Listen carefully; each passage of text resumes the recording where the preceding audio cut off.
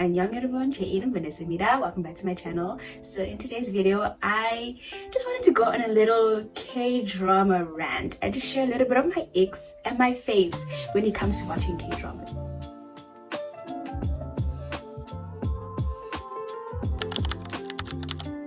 But we're gonna start really strong, so because I need to get this off of my chest, okay? It's a matter of urgency. Looking at my notes, okay? So number one, when the drama has more controversy, right, relating to how well the actors acted or the actress acted, oh, that for me is such an ick. Like if some drama is trending and I'm like, oh, okay, and then next minute I'm hearing this actor or this actress needs to write an apology letter just because of how well they acted, actually sign me out. Like, hear me out, right? I understand when there's controversy against like an actor in real life, like there's allegations, like all these different things. Hear my heart, I'm listening.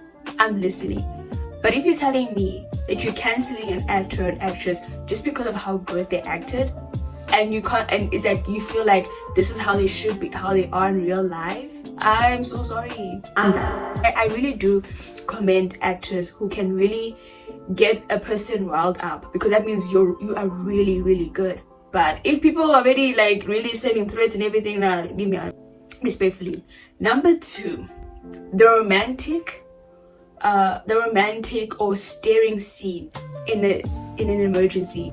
Like, hear me out, wonderfuls. They were staring at each other for like 10 seconds. Do you not understand who you are fighting? Do you not understand who's around you? You had time to stay. Like, it irritates me so much, I'm not gonna lie.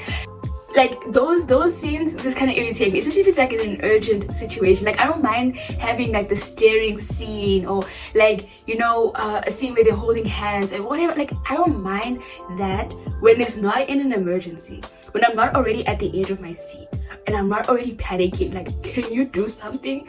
Especially, like, let me be honest, when in my own nemesis, when there was a lot of like trying to go on dates, just liked it a lot, because I'm like, you guys don't understand that there's somebody out there who is literally who's putting you guys in and out of hospital, and you're trying to figure out what kind of flowers she likes. I don't like, bro, what kind of breakfast she wants. I'm gonna need you to focus, right? Because if she goes into the hospital one more time, either one of y'all, I don't think y'all will be enjoying breakfast anymore. Focus. I really don't like it when that happens. Like, I'm like, we can have the dating scenes, the staring scenes towards like the end, when I'm not like panicking about what house is gonna end, you know, kind of vibes. I don't know, maybe that's just me, but that's just like my take. Another one, the negative or the punishment talks about Africa. I don't like it. Like, if you're saying, oh, I'm gonna send it to Africa and it's like more of a punishment, or there's like a lot of negative talk about Africa or people coming from Africa, actually, I'm not gonna watch it. That's it, you know. The enemies to lovers trope, I hate it. Like, I hate it so much.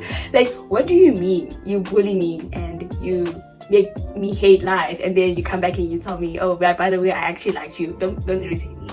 Don't irritate me, don't irritate her, don't irritate him. Just leave it alone. When I see that, like, I remember this happened. An example of this would be Do Metro Service. Till this day, I haven't been able to watch it or finish it, because I was like, there's no way you've made her life this miserable, and then you expect me to somehow in the next few episodes end up rooting for this relationship to work out. I can't, sorry, I can't, sorry. Like, no, why would I do that? Another one would be when a show is overhyped, and this can be like two sides of the coin, because I remember saying how I liked it when Pursuit of Jade was still coming out, and Pursuit of Jade, I actually was convinced to watch it because of how hyped up it was. But I think it's like, it's a bit of like a, you know, like, it's very dangerous. Like, it's a very dangerous and risky thing, because I realized in two dramas, for example, My Idol Nemesis and When the Phone Rings, when the show's overhyped, I'm not gonna lie, I had to throw away my brain the last two episodes just so that I can sit with the happy ending, because it no longer made sense. I realized it can be a good thing when there's a show overhyped, because I mean, it gets it out to more audiences and everything. But I'm not gonna lie, I think I'm gonna hold back on when shows are overhyped. I'm gonna just chill and just see, because I feel like, as I said, episode 1, 2, 3, like it's eating. Like I'm like, ooh, I'm recommending it to everybody. The last 2 episodes, I'm like, oh. And another one of my icks would be, I don't know if it's an ick, but it's more of an opinion. I believe 20th Century Girl needs a sequel or a spin-off. Let me tell you why, right? Just give me a second. Just hear my why. First of all, she deserved that love, okay? That's number one. She deserved that romantic relationship. But also, it didn't give the closure that we all needed. And let's be honest, like we all cried at the end, but it didn't give the closure. Because what do you mean? For 20 years, you did not check a news clipping or research about plane crashes that may have happened. Not gonna lie, also, the dad was giving sketch. Like, I'm not gonna lie, like, he was like, it was very secretive around his dad and everything. What if his dad was actually a spy? And the dad brought his son into the network. Like, guys, like, let's write a spin-off like that. Call it 21st Century Boy, where we cover him actually being a spy. He's actually back in South Korea, but he couldn't reveal himself to her because he's a spy now and his life is in danger. But later on, he reveals himself. I don't know, do something. Like, I don't know. I just feel like 20th Century Girl, in my own opinion, needs a sequel or a spin-off. Like, please, like, as in now, I'll even write it. If anybody wants to join, I'll do it. I'll do the writing. Like, don't steal my 21st Century Boy idea and then just go write it. It's my idea. Okay, you got it from here. Anyway, faves. Okay, let's talk about it. Okay, starting off strong again. Our number one fave, the no chemistry troop. What? The no chemistry troop is one of my faves. Actually, give me 14 of those right now. A good example of this would be As You Stood By. I don't know if many people have watched it. Quick warning, it's not for the faint-hearted, right? But the lady who sold the watch or wanted to get the watch back, and the guy who was refusing to give the watch back or whatever. Watching the whole series, I kept on rooting for them. Like, please date. But that whole time, it was just platonic. The story focused more on the plot than on their relationship. And you know that they are soulmates and they just need to be together. But at that time, they don't even care about that. They're more focused on finishing the mission at hand. The plot is more focused on that. I love that.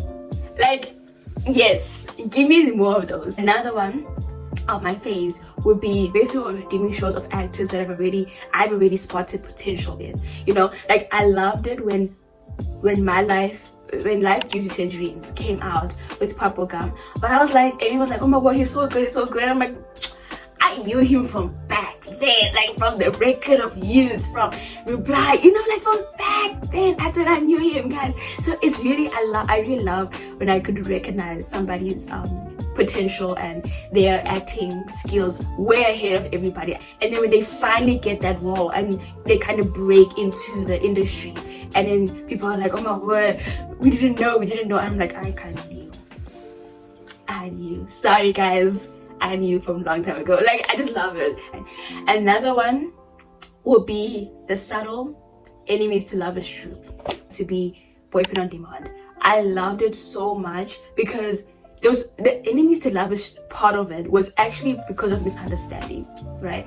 She thought, this guy does not like me. This guy is out to get me. Meantime, this guy is just so awkward. Like, he's trying to put himself out there, but he doesn't know how to do it, or he says the wrong thing, or he says something that can really come off really wrong and really offensive.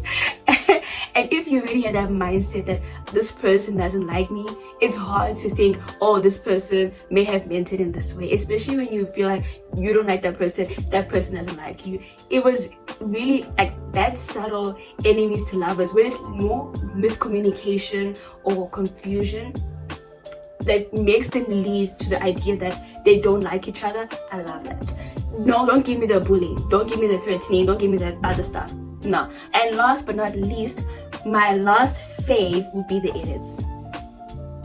I know we're talking about overhyping, but I'm not gonna lie, edits majority of the time have convinced me to watch a K-drama. Anyways, that's the end of today's video.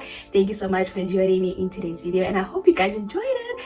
I would love to hear in the comment section what y'all's icks and faves are about when it comes to K-dramas. I want to hear it all. Like, just give me a little, like a few, you know. And if you do agree with some of the things I said, let me know. Until next time, bye.